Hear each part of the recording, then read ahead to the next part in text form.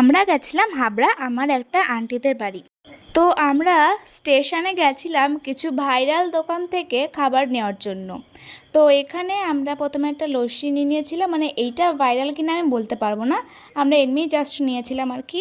তারপরে আমরা চলে গেছিলাম সেই ভাইরাল বাচ্চার বিরিয়ানির দোকানের কাছে। এখানে কিন্তু অনেক ভিড় ছিল। তারপর মায়ের ইচ্ছা ছিল জ্যোতিদির দোকান থেকে বাসন্তী পোলাও আর চিকেন কষা খাবে। তো 3 নম্বর প্ল্যাটফর্মে সিঁড়ি থেকে নেমেই এই দোকানটা পড়ে। তো আমরা এখানে 55 টাকায় 1 প্লেট পোলাও, মানে বাসন্তী পোলাও আর চিকেন কষা নিয়েছিলাম, এটা কম্বো ছিল।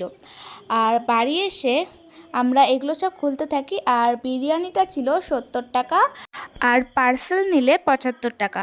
তো দাম হিসেবে দুটো খাবারই খেতে অসাধারণ ছিল।